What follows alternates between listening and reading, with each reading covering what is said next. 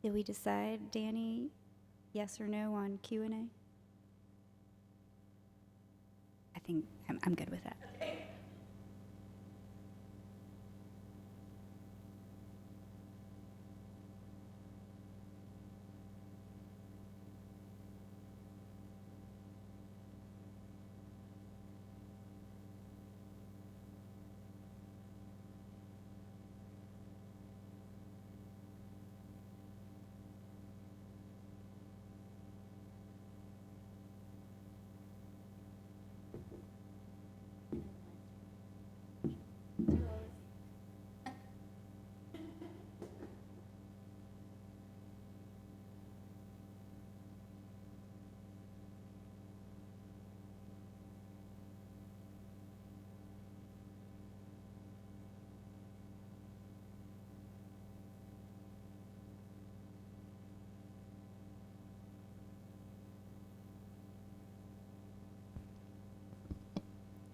Hello, and welcome to the Kentucky State Poetry Society 2023 Keynote. I will be introducing the introducer for our keynote speaker, Kristen Renee Miller. So I'm going to introduce Danica Isdahl, who is the managing editor at Saraband and a longtime colleague of Kristen's, and she is going to introduce Kristen with a lovely introduction.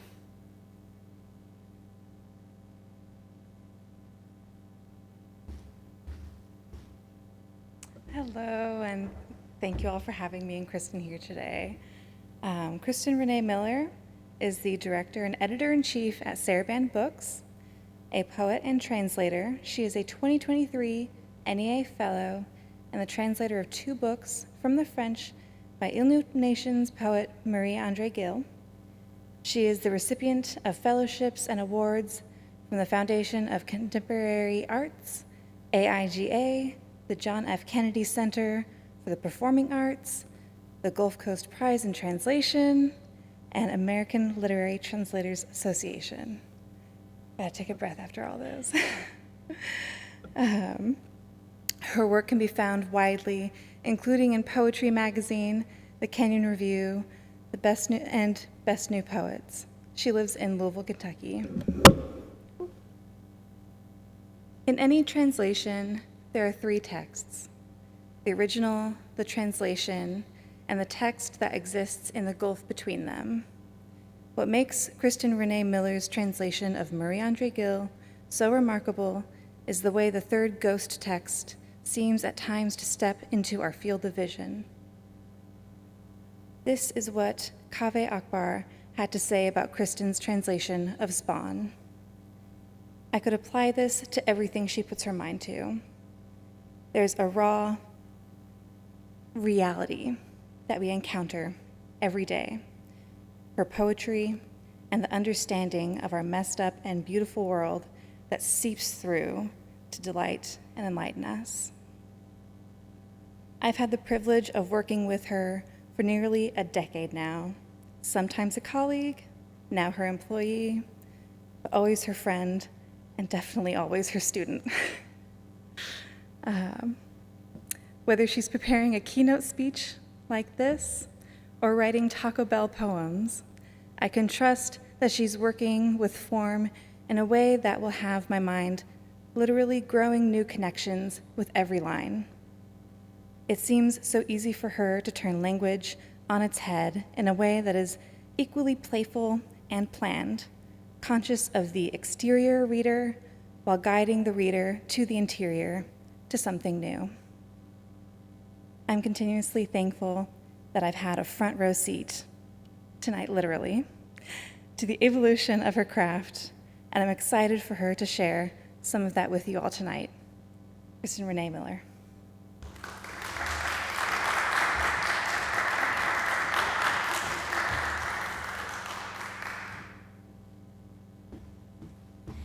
Oh my gosh. Thank you so much, Danica. I'm glad everyone got to glimpse you tonight, my treasured colleague of nearly a decade, Danica, the beating heart of Saraband, make sure all your books get published on time. Thank you so much for that lovely introduction. Thank you, Kentucky State Poetry Society. Thank you, Danny, for a lovely dinner. Thank you so much to St. Michael's for hosting in this gorgeous location. And I don't really know where the live stream recording is happening, but thank you to everyone who's joined here in person, and thank you to everyone who's joining on the live stream. It's such a pleasure to be here with you tonight, and such an honor to serve as your keynote speaker for this year's conference. Ooh, I keep hitting the microphone.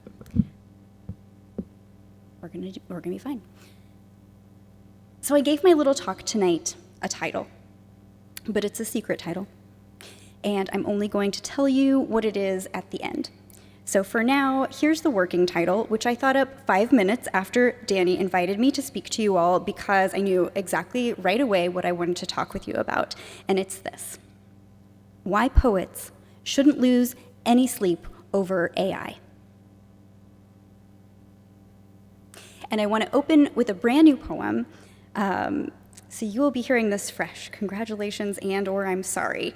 I spent the first part of this month at the Hermitage Artist Residency on Manasota Key, which is right on the Gulf, and you can hear the ocean all the time there from every part of campus, all day and all night, and the rhythm of the waves there is just so relentless and hypnotic. So on my last day there, I wrote this poem, which has some of that momentum in it. It's a poem about Florida and AI and the long, long memory of the internet. So this is: fear not, for your names are written on the eternal scroll. Sorry, your names are written in the eternal scroll. And it feels especially appropriate to be reading it in this venue tonight. It's Poetry Church tonight at St. Michael's. So I'm a publisher. I run the independent nonprofit literary publishing house, Saraband Books. And of course, along with many publishers last month, we learned that many of our authors' books had been entered wholesale without permission into the Book 3 dataset, which is legitimately upsetting. Full stop. It represents an illegal use of that copyrighted work. At Saraband, we license our authors' works for many reasons, including publication in anthologies and use in classrooms, but we have never and will never license our authors' works to be used for AI aggregation. And when there's meaningful action for us to take on that, we will take it. But I don't actually think that permissions and licensing are why most poets are feeling a great deal of anxiety around AI. My sense is that it's a little bit more existential than that. To which I ask, why do we read poetry? I work in poetry professionally, so it's kind of my job to be able to answer that question, at least from a sales and marketing perspective, the question of what is going to make people want to read these poems. And after 10 years, here is my professional, perhaps not very revolutionary opinion. We turn to poems to make a meaningful connection to another mind, a glimpse into the mind of another person, into real lived experiences, associations, and obsessions outside of our own. AI is fundamentally not a mind. AI is an imaginary vat of homogenized data points which have been untethered from the human beings and the human minds where they originated, which brings me to my first point tonight. Poets shouldn't lose sleep over AI because the opposite of AI is connection. I have the honor of translating the poet Marie-André Gil, the acclaimed author of 3 books of micropoetry and a member of the Innu Nation, whose traditional territory stretches across the Canadian provinces of Quebec and Labrador. Guy's poems are rooted in Nitassinan, the boreal territory and ancestral home of the Innu Nation. Throughout her books, the speaker navigates both her interior landscape, which has been marred by heartache, and the physical landscape, which has been marred by colonialism, toward a new sense of reclamation and resilience. If you've translated poetry, or studied translation, you know that a finished poem in translation is really just a fragment of the exchange that's taken place between languages. So I made a new poem, a bilingual hybrid experimental translation, in order to unpack the process of translating just 3 lines of one of Marie's poems. And what I hope, which I'll read it for you in a moment, what I hope it shows is the richness of possibility in her work and the sort of limitless unfolding that can take place in a translation. So this is part of a new translation project called The Variations, and this is Nous nous baignons, The Variations. So this poem is coming out soon in The Nation, and my hope is that a lot of people read it. A lot of people read it and recognize that recognize the one-to-one correlation of translation and translator. Every translator, every mind will take a different path through a translation, make different calls, different associations. It probably won't surprise you to hear that literary translators have similar anxieties around AI. And my message is the same to anyone who thinks a human translator can be replaced by AI, which is that it's a fundamental misunderstanding of what translation is. And the message of my bilingual translation project is about communicating that, about complicating people's understanding of translation. AI has no message, no agenda. It doesn't want anything for you or from you. It fundamentally isn't communicating, which brings me to my second point for the evening. Poets shouldn't lose sleep about AI because the opposite of AI is communication. And for those of you wondering, yes, all of these points will be alliterative because I grew up in a church-going family. Once again, it's poetry church tonight. So you might have caught a moment ago when my wonderful colleague Danica mentioned Taco Bell poems in her introduction. And I am so pleased to tell you that just for you, I have prepared one complete example. Danica also hasn't heard this poem. I've prepared one complete example of a new poetic form that I invented in my quest to be published by Taco Bell Quarterly magazine. TBD. The poetic form is called the Taco Belle Absente. It's a taco spin on Georges Perec's form, the Belle Absente, a poem composed only of letters not present in its own title. Tracking with me so far? In my take on the form, the titles are all anagrams of discontinued Taco Bell menu items. In this case, an anagram of waffle taco. So this is, for the first time ever in its international debut, O Facet Flaw, a Taco Bell absente. So that poem was actually created with the help of some internet tools, not AI per se, but I used internet tools to create the word bank of 3,841 words that can be made from all the letters not present in waffle taco, from which I selected the words used in my poem, O Facet Flaw.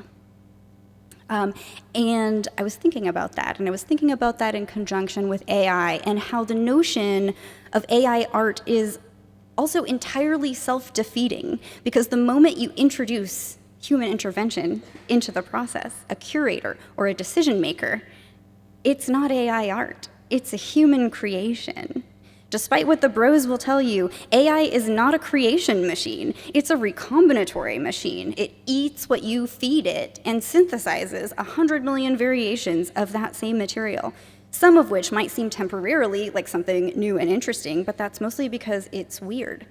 And why is AI art weird? It's usually because the technology is imperfect, and it's achieved something sort of off the mark of what it's aiming for, which is not interesting. What's interesting about weird art is that weird art and weird poetry is that the person making it is weird.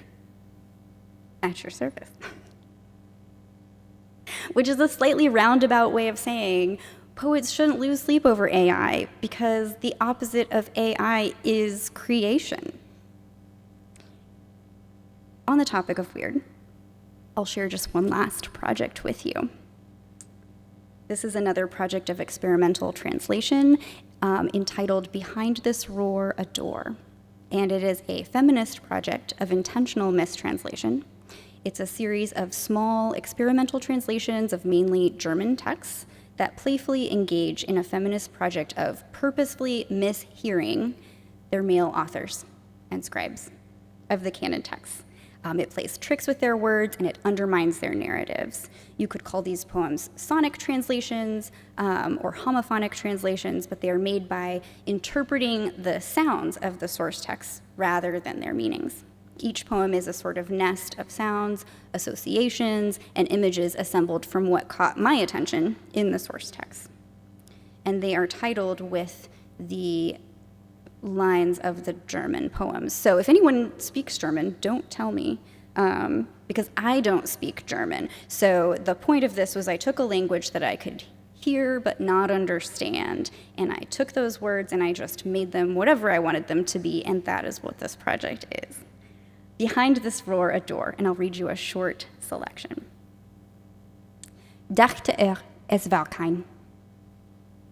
Daughter, it's working.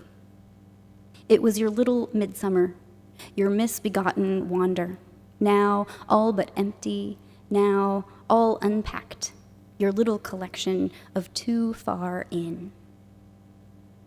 Ist das Erbe der legendären Notizbuch. Insta somebody, legend or not, she's back. Gunslinging, thinking she's lost them by the 100,000s, all her fawns. They haven't gone. They're covering the rise, crying 99, 100, legend or not, here we come. Jedes Notizbuch. Yet is not a book. Weird inner stringing. Call it hate, sprung from under sodden, sultan fear. A kind of failure, open, given. See, one's best hid under, working. See, I'm dust and full of sight. Beschädigung. But you're here on invitation, dear, so we decorate and minister, embitter these in greater numbers. Oh, behind this roar, a door.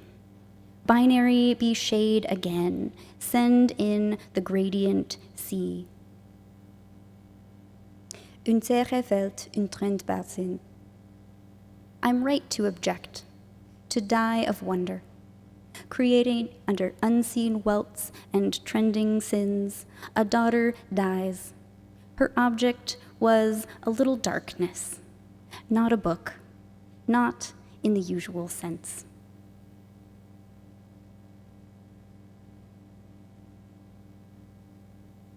So when I read these mistranslations and when I see mistranslations by writers I admire published, one of my favorite things about them is the description of what the project was, what the craft, what the process was. And I think it's really important for experimental poetry and experimental translation that the process not be erased.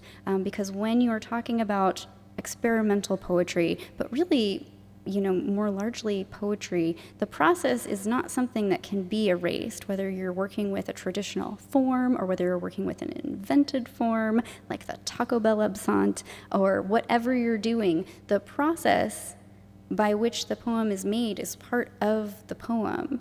The choices, the craft, and not erasing that process, because the purpose of the project, the intent of the poet is important.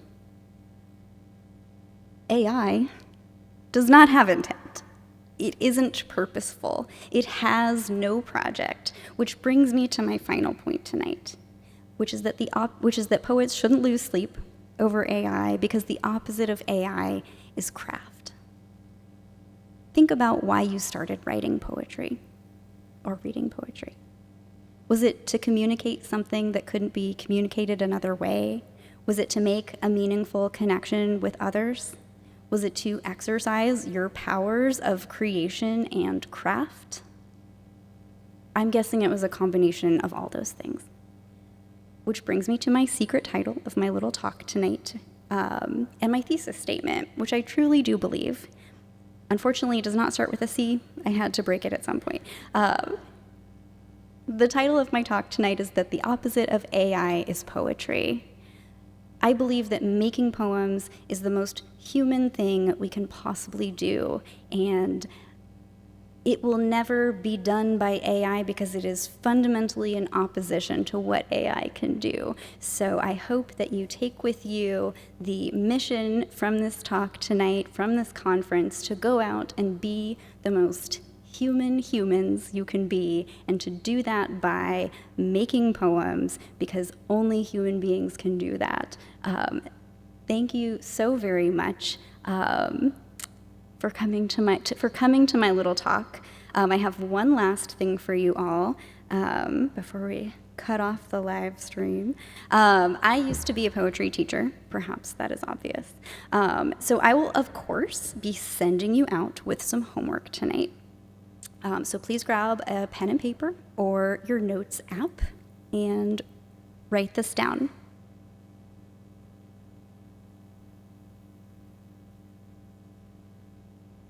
Everybody ready?